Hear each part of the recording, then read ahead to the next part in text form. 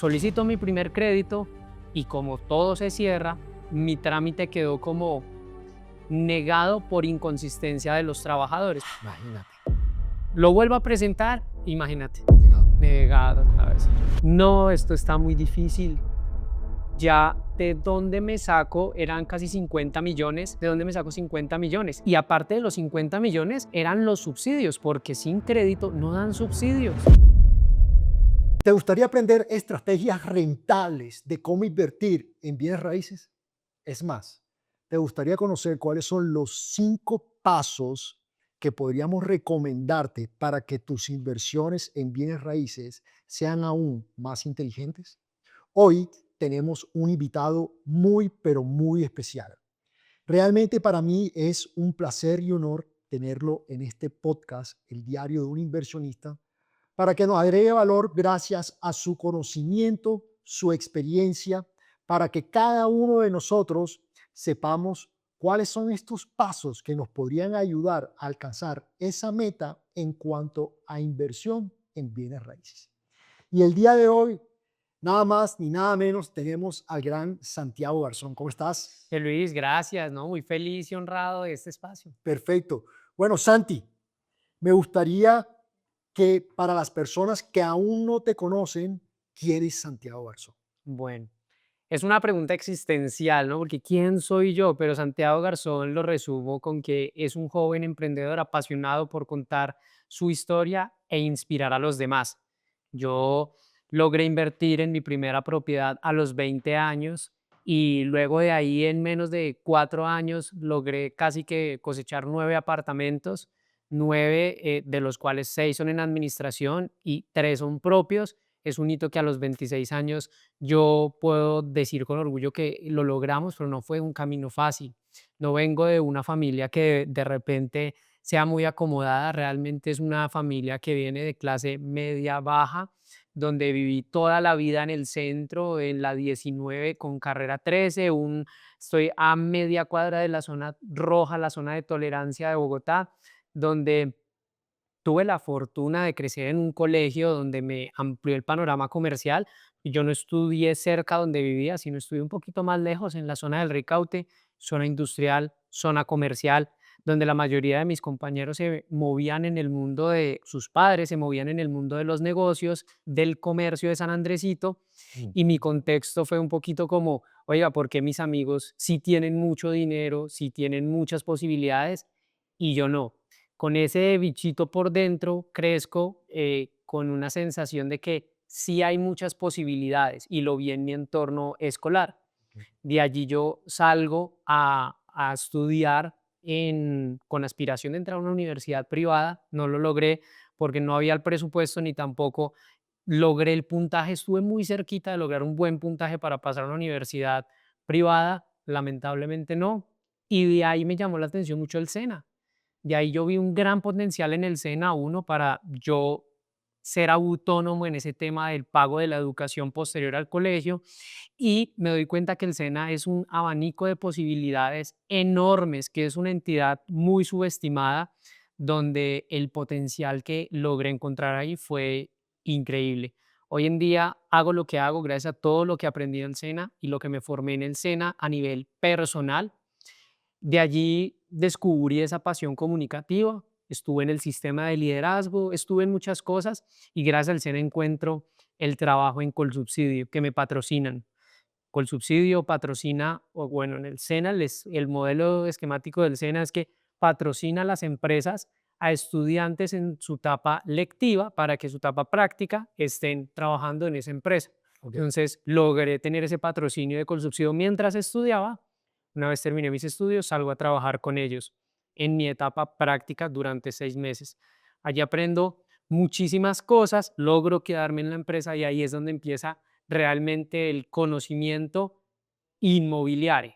Porque paralelo a lo que yo estaba haciendo en el SENA, yo iba estudiando todo el tema de finanzas, porque me di Por aparte. aparte, todo en contrajornada, me encantaba estudiar en contrajornada, Ok. todo lo que sea finanzas, manejo del dinero, porque en mi hogar siempre vi dos figuras muy opuestas. Nunca viví con los dos, viví con mi mamá, pero compartí mucho con mamá y papá. Mi mamá era una persona que tenía la posibilidad de trabajar bien y que le llegara el dinero, pero lo malgastaba. Entonces mi mamá gastaba y gastaba y gastaba y no sabía administrarlo, no sabía retenerlo, no sabía cuidarlo. Y por otro lado, mi papá era una persona que dentro de sus negocios cuidaba tanto el dinero que nunca salía de él. A él tocaba rendirle las cuentas de que si uno pedía un paquete de papas y le dio 2.000, 3.000 pesos, dele las vueltas con las monedas y justifíquele por qué le está dando esas vueltas. Una persona que me dio un maestro de vida con el dinero, porque me dio para aprender Claro. mucho, que no quiero ser tacaño, como tildaban a mi papá, ni quiero ser tan de repente desordenada financieramente como lo era mi mamá. Entiendo. Al ver esas dos figuras, yo empiezo a estudiar en contrajornada todo esto y se alinea con lo que veo en Colsubsidio, que en Colsubsidio empiezo a ver todo lo que es cómo tener subsidio, cómo adquirir los subsidios, y yo era el encargado de Mm, a las personas afiliadas a la caja de compensación, llevarlos por todo el proceso hasta que lograran comprar vivienda gracias a los subsidios de la caja.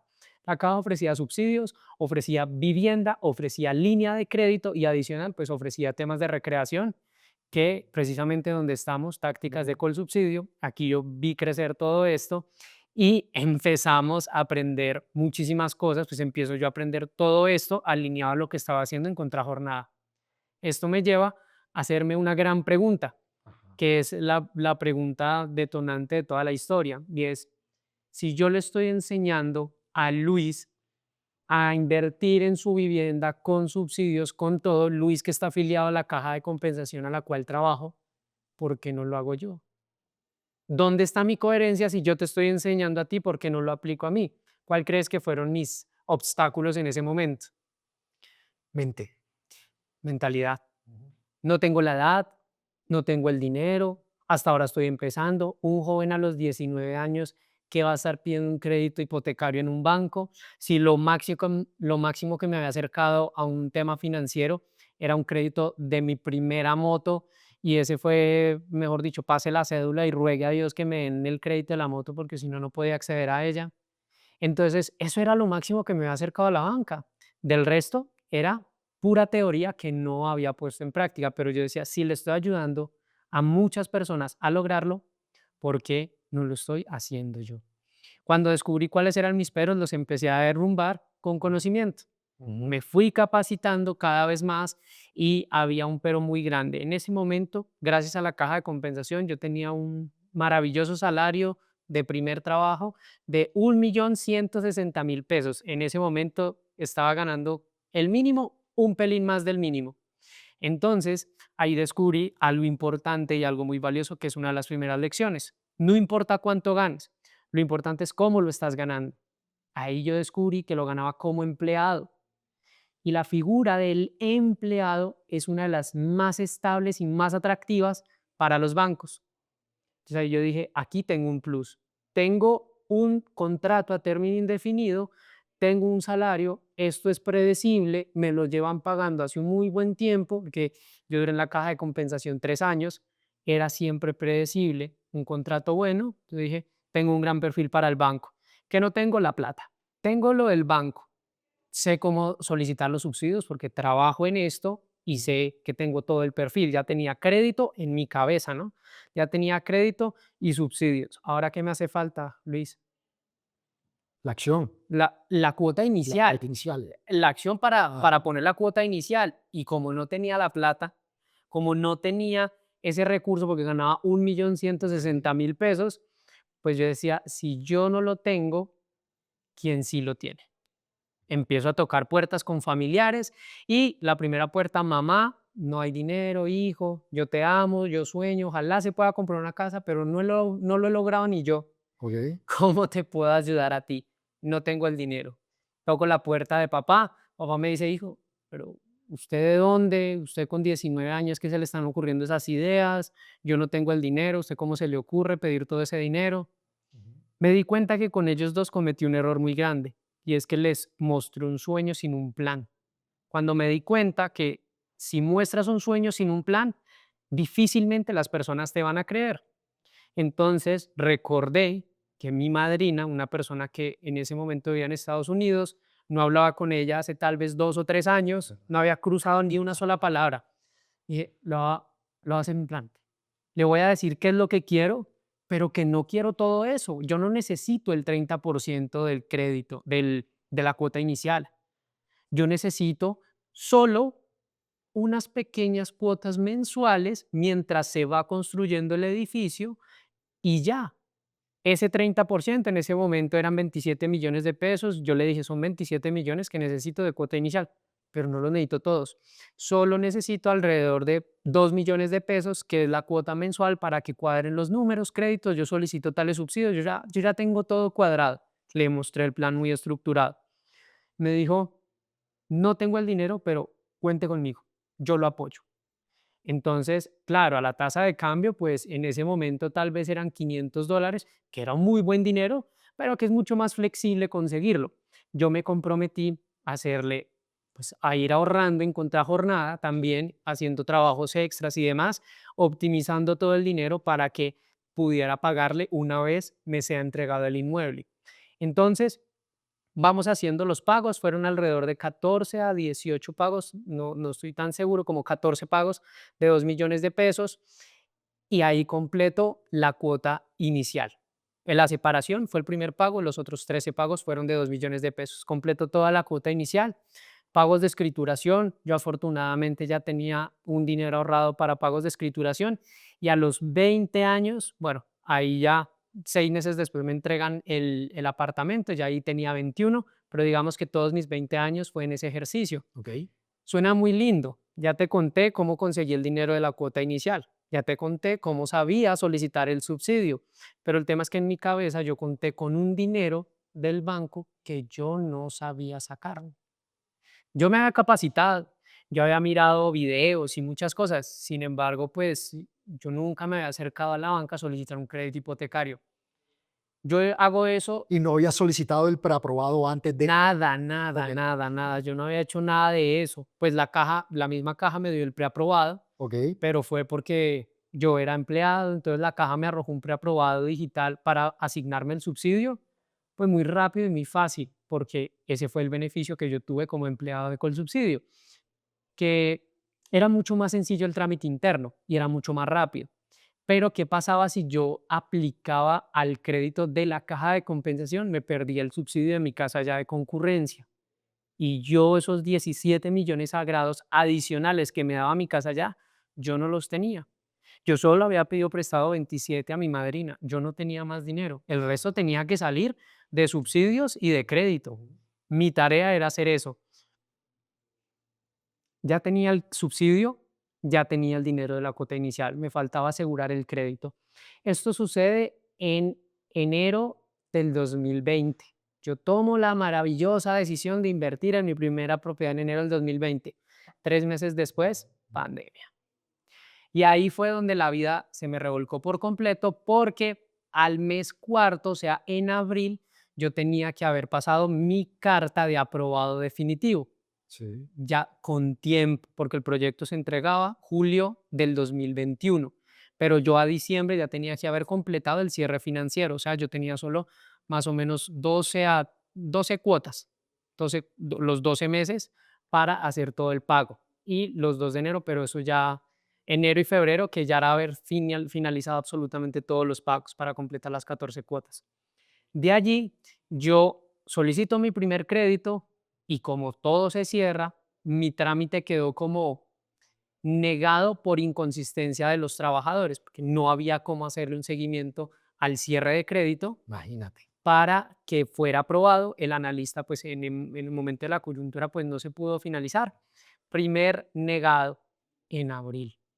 Segundo, yo intento ya 3 meses después, yo digo, bueno, hay que esperar 3 mesecitos, de pronto es por la moto, pago toda la moto. Pero antes de continuar, cuando te dieron el primer negado, ¿qué sentiste? ¿Tú qué acción tomaste? Tú decías, bueno, esto me siento como no sé qué hacer después o bueno, listo, esto sucedió por esto, lo entiendo, ya sé que la próxima vez que lo vuelva a solicitar va a pasar este tiempo, voy a estar dentro de un tiempo limitado, pero tengo que arreglar estas cosas. O sea, ¿cómo lo tomaste?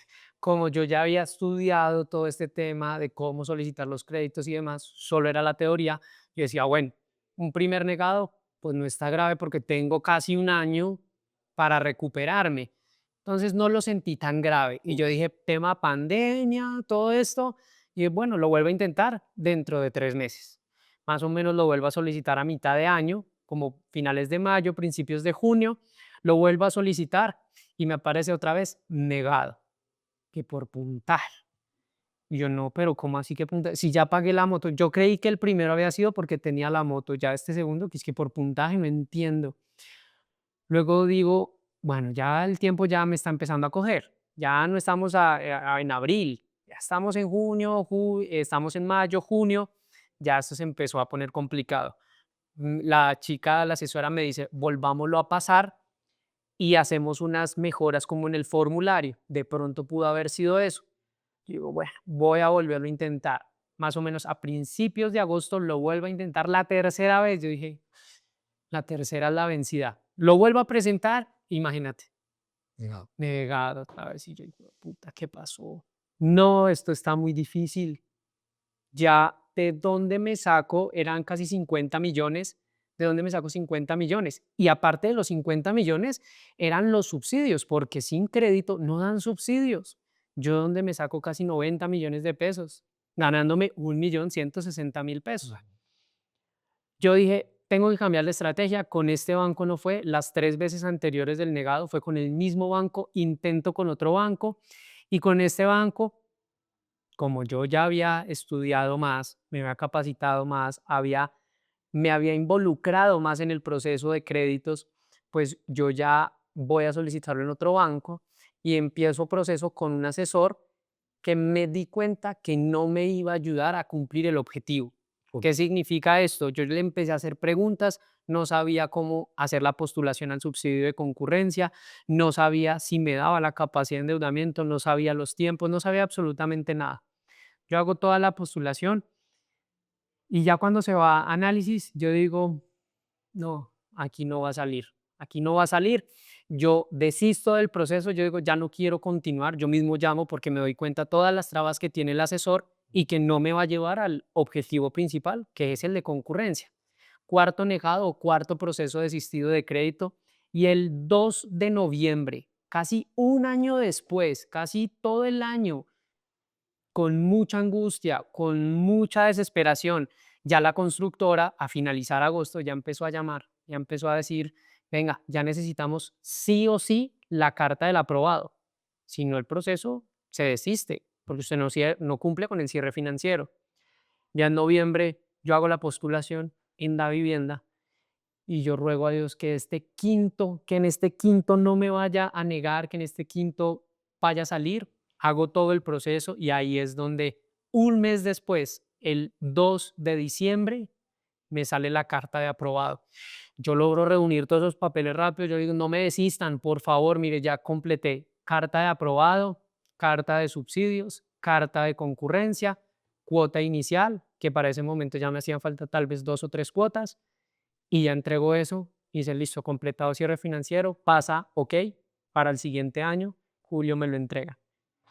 No fue una historia fácil, Excelente. no fue una historia fácil y yo sé que es el caso de muchos que están comprando su primera propiedad y ahí en el 2021 es que empiezo a contar mi historia y ya hoy tenemos los resultados que tenemos. Perfecto. Bueno, voy a hacer un resumen con mis palabras y tú me dices si vamos bien.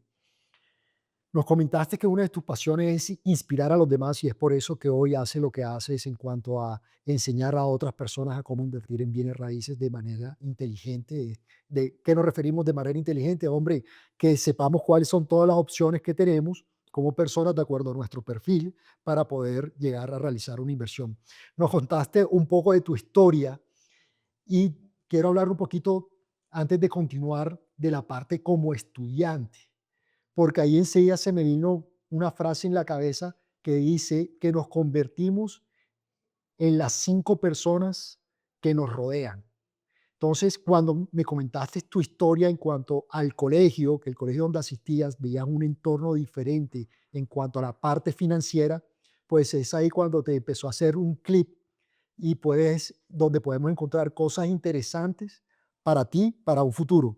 Entonces, hay una recomendación, ojo con las personas que nos estamos rodeando, porque las personas que nos rodean nos pueden potencializar o pueden estancar lo que realmente deseamos o podemos hacer. Después nos contaste tu parte de empleado, que trabajaste en Consubsidi, y aquí aprendiste muy bien el tema de todos los subsidios que puede aspirar una persona para poder invertir en proyectos sobre planos. Y que no sentías una coherencia después de un tiempo porque estabas enseñando mucho, pero poco a poco el tema de aplicación. Perfecto.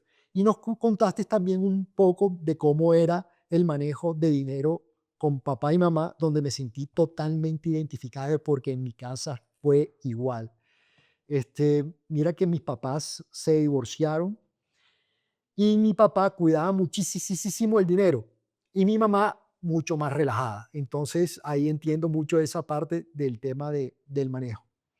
También hablamos del por qué una persona no toma acción al momento de realizar inversiones y es porque seguramente tiene paradigmas. Entonces hay que trabajar en esos paradigmas negativos para ver realmente qué es lo que queremos y así tomar decisiones y seguir adelante. Y esos paradigmas que no nos sirven, hombre, vamos a hacernos a un lado y vamos a alimentar esos paradigmas que sí nos sirven. Ahí se me vino a la cabeza la historia del lobo bueno y lobo malo. Entonces, si estos lobos empiezan a pelear, ¿cuál es el lobo que gana? Bueno, va a ganar el lobo que vamos a alimentar. Entonces, si el lobo bueno es el que alimentamos con nuestros paradigmas positivos, tarde o temprano va a terminar superando a lo que es el lobo malo. Me gustó mucho el tema que dijiste, que no importa cuánto ganas. Es decir, no es cuánto ganas, sino es cómo lo administras. Y después de un plan, si realmente tenemos un plan donde nos pagamos a nosotros primero, seguramente vamos a ir organizando. Y un punto que me he dado cuenta mucho, Santi, es que la mayoría de las personas saben cuánto ganan, cuáles son sus ingresos, pero muy pocos saben cuáles son sus egresos. Entonces, al momento de organizarnos, podemos tener una radiografía de estas finanzas para poder tomar decisiones de inversión. El otro punto que tocaste, apalancamiento. Definitivamente, dame una palanca y moveré al mundo, como dice Arquímedes. Entonces, entender muy bien, conocer y estudiar de cómo lo podemos apalancar con, con los bancos u otras identidades, pues simplemente nos va a ayudar a seguir creciendo de manera mucho más rápida en nuestras inversiones en bienes raíces. Nos comentaste que es importante, si tengo un sueño y para obtener apalancamiento de este sueño, tener un plan. Saber vender ese plan. Debemos ser asesores comerciales de nuestro sueño para saberlos vender y seguir adelante. Y quiero que profundicemos, aunque pienso, aunque pienso cuál puede ser la respuesta, pero igual me gustaría escucharla de ti. Al momento de tú pensar en invertir, pues seguramente en el mercado habrás visto que hay varios tipos de inversión. ¿Por qué tomas la decisión de invertir en bienes raíces, pero sobre todo en el producto de proyectos sobre planos? Siento que es un mercado que tiene un plus de apalancamiento. Normalmente escuchamos apalancamiento bancario o la forma de solicitar le llamamos el DOP, que es el dinero de otras personas, el DOP, pero hay otra palanca que se llama la palanca del TOP o del TOP, que es el tiempo de otras personas. Cuando yo logro unir estas dos palancas, mi ejercicio se vuelve en algunas oportunidades con estrategia, con algo rentable, con una estructura y de algo detrás, pues se vuelve lo mejor, la mejor decisión que podemos tomar. El dinero de otras personas es el dinero del banco. Ujú. Crédito a buena tasa se puede hacer válida esta palanca, pero lo que tiene el sobreplanos es el tiempo de otras personas. Entonces, lo que hace el desarrollador es operar una estrategia comercial que me da la oportunidad a mí de entrar antes que los demás y yo no necesito tener todo el dinero sobre la mesa para invertir. Yo voy invirtiendo pequeñas partes de mi sueldo, de mis ingresos, me obligo también a ahorrar, a invertir al tiempo y que de esta manera un producto en 1, 2 o 3 años me genere un retorno interesante que al final lo puedo meter en rentas cortas, rentas tradicionales o rentas de media estancia y puedo obtener un retorno y una libertad de tiempo que es interesante. Que al final por eso el producto sobre planos es tan atractivo desde mi punto de vista. Me da dos palancas, DOP y TOP, y por eso yo los elijo. Excelente. No, te quiero dar las gracias por compartir esta historia porque derribaste una cantidad de paradigmas, sobre todo el paradigma de que yo no puedo invertir en bienes raíces porque no tengo dinero. Comenzando desde ahí, o que los bienes raíces solamente es para los millonarios, comenzando por ahí. Es decir, todas las personas realmente, si nos organizamos financieramente, podemos realizar este tipo de inversión. Y el otro paradigma es que no tengo que tener ahorrado una cantidad grande de dinero para poder invertir en bienes raíces, ya que encontramos productos como los proyectos sobre planos que podemos hacer con cuotas que a mí me gusta llamarlos como ahorros programados, ahorros mensuales programados. Entonces, buenísimo. Santi, también nos cuentas que tú promueves 5 pasos para invertir en bienes raíces. Cuéntame un poco cuáles son estos 5 pasos.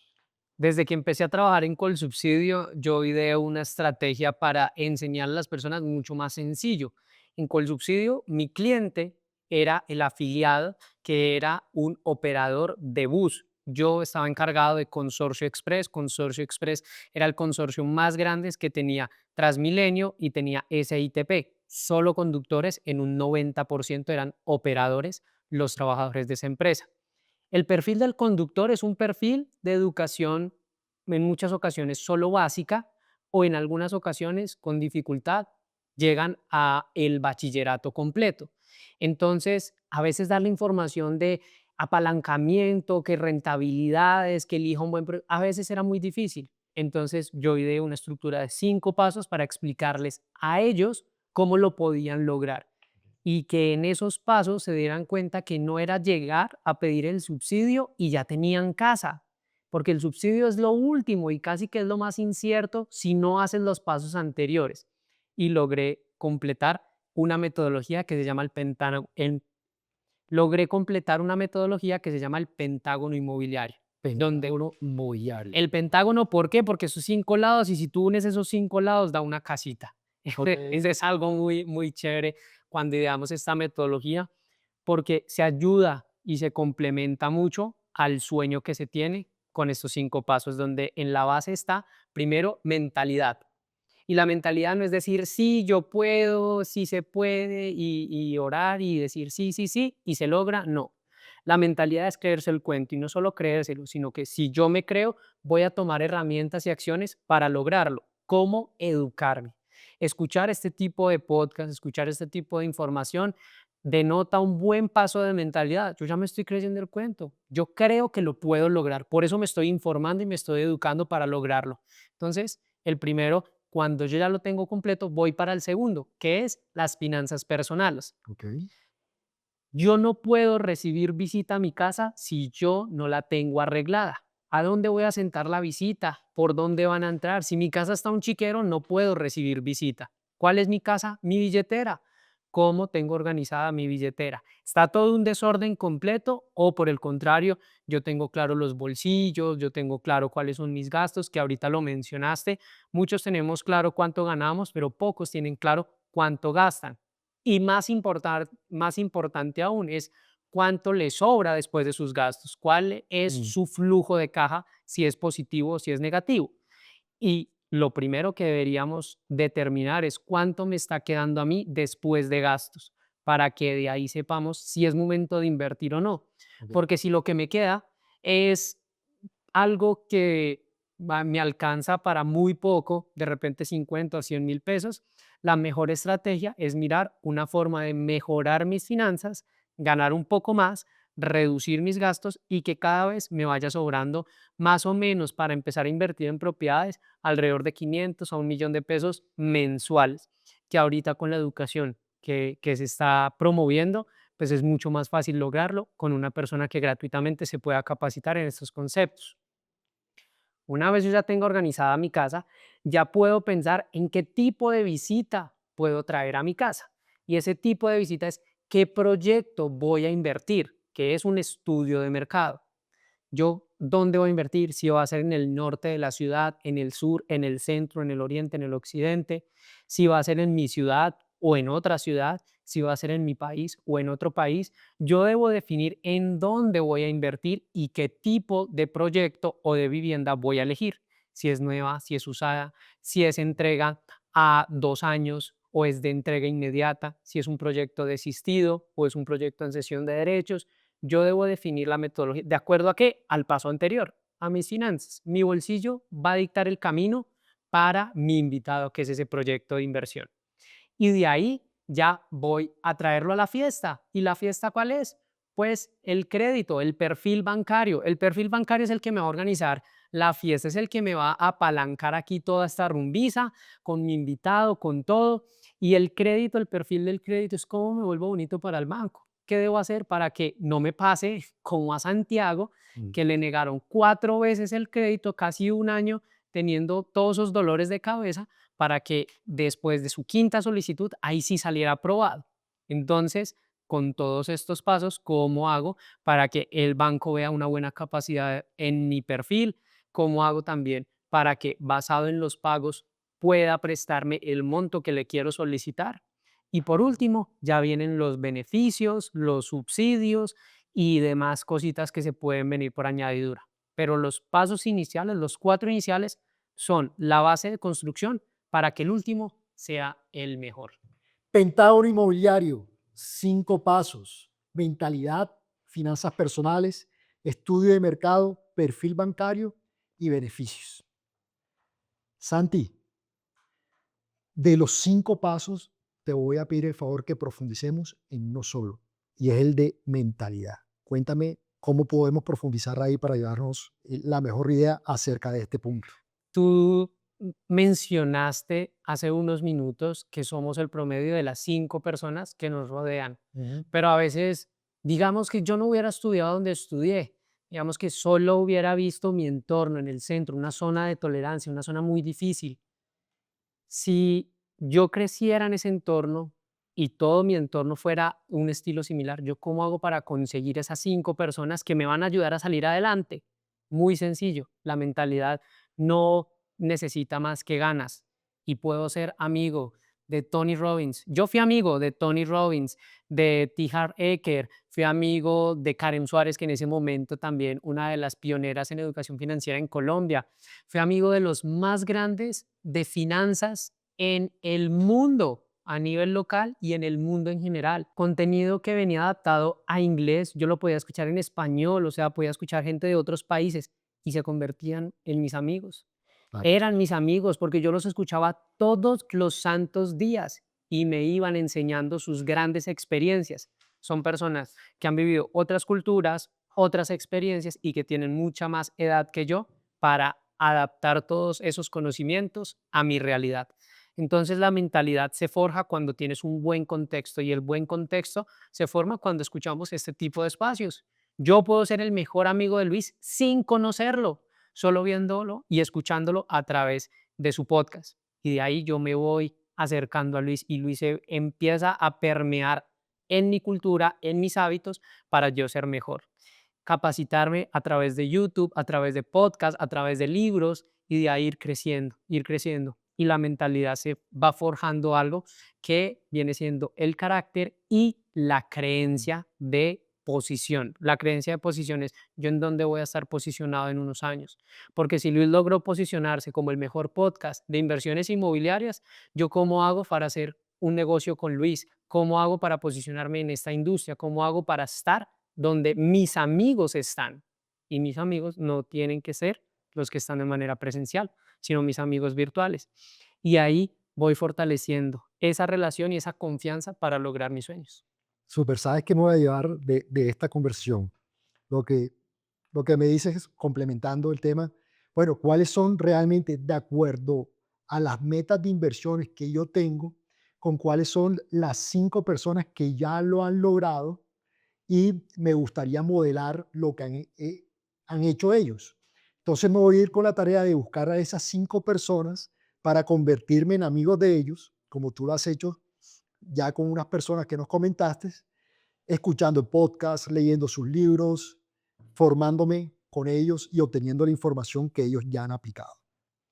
Santi, vamos a seguir con unas preguntas puntuales de lo que le están sucediendo hoy a los inversionistas para ver qué sugerencias, ideas podemos compartir para que puedan tomar mejores decisiones.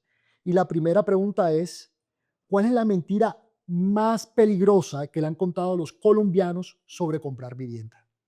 Que es imposible, que solo es para algunos pocos, que solo la gente que tiene plata invierte en propiedades. Es la mentira cultural más grande que tenemos en general las personas en Latinoamérica, y en especial en Colombia, donde se ve una brecha muy marcada entre el que tiene dinero y el que no. Y el que está intermedio dice, no, esto es muy difícil.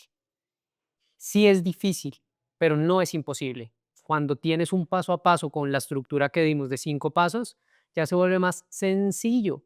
No es lo mismo fácil que sencillo. Ya con una estructura ya se vuelve más sencillo. Hay que meterle el perrenque y todo eso, sí. Hay que dejar de lado salidas, sí. Hay que hacer esfuerzos, sí. Porque si fuera fácil, todo el mundo tendría una propiedad. Es difícil, pero con una estructura y una estrategia, como me ocurrió a mí, sin dinero, con el conocimiento correcto, capacitándome de buena manera, pues logré la primera y así logré las siguientes para lograr eso que quería lograr. Mira que tengo una historia muy de la mano a lo que estás comentando y es, eh, he escuchado personas que dicen, no, es que invertir en bienes raíces se necesita mucha plata. Y yo le digo, ven acá, pero tú estás acercado a una sala de ventas. Y la respuesta es, pero ¿para qué me voy a acercar si eso cuesta mucho dinero? Yo digo, bueno, te voy a invitar a que te acerques a una sala de ventas de algún proyecto sobre planos y te voy a volver a hacer la pregunta después. La persona, por recogida razón, me hizo caso. Fue y cuando salió, me dijo, "Wilfred, yo no sabía que era así de sencillo para poder comprar una vivienda". Entonces simplemente es el paradigma, Claro. "No, eso es muy costoso, pero ni siquiera pregunta cómo puedo comprar una propiedad. Simplemente se dicen, esto no es para mí". No, mira, Luis, que de para acá, mientras venía manejando, me entró una llamada de, yo dejé los datos para un carro, un tema de renting, y me llamaron fue para venderme el carro, no para el tema de renting que había averiguado, pero me llamaron para darme la información de un carro eléctrico súper bonito, me dijeron todos los beneficios, autonomías y demás. El precio es de 162 millones. ¿Cuánto tienes para la cuota inicial del carro? Y estoy seguro que con esa misma llamada hay cientos de personas que dicen, oiga, 162 millones, está lograble. Si yo puedo tener 30, 40 millones, ya accedo a ese carro o esa camioneta eléctrica y demás. Pero ¿por qué no ese mismo dinero que para el carro sí lo vemos muy cercano y muy lograble? ¿Por qué no invertirlo en una propiedad? Si es mucho más rentable, se aprecia más y es mucho más útil para alinearnos hacia nuestra libertad financiera. Entonces me dio mucha curiosidad eso, que los vendedores de vehículos están teniendo unos números bastante interesantes en Colombia y que la vivienda esté ahí en el concepto cultural, que es muy cara y que es muy difícil acceder a ella. Mira, y para como ponerle más salsa a esa herida que estamos viendo, si vemos las últimas cifras que arrojó Camacol en cuanto a construcción de vivienda versus la demanda, es decir, familias que están saliendo a comprar vivienda, pues lo que se está construyendo hoy no satisface la demanda de personas que están saliendo a buscar a comprar vivienda. ¿Eso qué significa? Que los inversionistas hay una gran oportunidad de valorización porque el precio del metro cuadrado sí o sí va a seguir incrementándose, ya que hay muchas familias que están buscando propiedades y no hay las viviendas suficientes para poderlas comprar. Entonces hay que aprovechar esas oportunidades. Tengo la siguiente pregunta y es, ¿cuál es el error más costoso que comete alguien a comprar su primera vivienda? Elegir mal el invitado que va a llevar a su casa. No hace Un, estudio de mercado. un mal invitado en su casa es lo más costoso que puede tener alguien. Elegir mal un proyecto Un proyecto o que esté por encima de sus posibilidades Ujú. o un proyecto que no le haya hecho la debida diligencia y que no complete punto de equilibrio, que se demore más del tiempo que tiene pronosticado en entregarse y que esto le haga perder dinero, lo haga desistir o que en definitiva le quite la paz. Que eso es algo que no es tan, no hay forma de medirlo numéricamente, pero hay muchas personas que pueden invertir en un proyecto Sí. a costa de toda su paz y su tranquilidad, de estar hasta el cuello, de ganarse 5 millones de pesos y estar viviendo casi con 300, 500 mil pesos porque el resto se lo llevó la vivienda. Y viven con lo mínimo, viven estresados, viven intranquilos, duermen mal porque ya viene la cuota y hay que pagar la cuota. Y una propiedad no te debe quitar la paz, te debe Todo lo contrario. agregar paz, tiempo, tranquilidad, porque estás invirtiendo en un mercado estable, seguro y en crecimiento. Si este momento, el proyecto que tú elegiste te está quitando la paz, no te está dejando dormir y sientes que no fue una buena decisión, tienes toda la razón, no fue una buena decisión y es un error muy caro emocionalmente que ya, pues elegir mal siempre financieramente te va a llevar a perder mucho dinero. Tú sabes que en el diario de un inversionista tenemos una frase que diga que tu ingreso pasivo no se vuelva tu estrés activo. Buenísima, muy buena frase y es real. Perfecto, mira, así rápido, rápido, Santi, completa la siguiente frase. El peor error al comprar vivienda es Elegir mal. elegir mal. Última pregunta, ¿por qué creer e invertir en Colombia? Yo soy un fiel creyente que Colombia es la mejor plaza de inversión. Somos un país emergente, un país en crecimiento, en desarrollo. Hablaba la otra vez con un amigo desarrollador y decía, Bogotá, que es la capital de Colombia, una de las ciudades más importantes del país, él decía, es un pueblo. Esto es un pueblito grande, pero es un pueblito. El 80% de las casas en Bogotá son de 3, de 2 y 3 pisos. El potencial tan gigante que tiene todo Bogotá y la sabana es enorme. Ahora visualicemos esto hacia el resto de ciudades, que son un poco más pequeñas, tanto en población y en área. Son áreas que para el desarrollo inmobiliario están a flor de piel. Es como un lienzo en blanco para los desarrolladores. Colombia es un país con una población cada vez más capacitada, con una población cada vez más atractiva para el turismo y para la inversión extranjera y adicional es una población que está buscando invertir y que tiene ya herramientas y acceso a Internet para que escuchen este podcast, se crean el cuento, tomen los conceptos apropiados para que salgan a invertir. Entonces el mercado colombiano va a estar en auge por el turismo, por la educación y por la economía que se está impulsando con la proyección de nuevas políticas que vienen para el país, con una proyección de algo mucho más de crecimiento para el país. Seguramente la inversión acá va a seguir siendo Colombia se va a convertir en una potencia mundial y ahí los que tengamos terreno en el país vamos a ver un fuerte crecimiento. Y además que Colombia es muy sabroso, vivir en Colombia es muy sabroso y la tierra llama a la tierra y toda la gente, todos esos colombianos en el exterior que he conocido, todos dicen lo mismo, yo quiero volver a mi país, invertir en mi país y jubilarme allí. Muchas veces se hace la plata afuera, pero es que la tierra es lo mejor y Colombia es muy sabroso. Así es. Bueno, yo coloco un granito de arena a lo que estás diciendo y el año pasado Colombia estuvo entre los 5 países donde el metro cuadrado más se valorizó en todo el mundo. Entonces, imagínate las oportunidades que nos salga esta información de aquí, porque se nos viene todo el mundo a invertir en Colombia, pero los que estamos en Colombia realmente debemos saber y conocer que tenemos una plaza súper interesante donde podemos invertir en bienes raíces y obtener una gran valorización. Así es. Si esta información ha sido de gran interés para ti, te invito a suscribirte en el canal, no perderte los próximos episodios porque van a estar tan interesantes como este. Y Santi, te doy las gracias por haber estado hoy con nosotros Aprendí muchísimo, me llevo bastante notas para poder aplicar desde el día de hoy y de nuevo muchas gracias por estar con nosotros. No, gracias Luis por la invitación y gracias a todos por quedarse hasta el final, por escuchar este podcast. Es información muy valiosa y qué chévere que podamos escuchar el diario de un inversionista.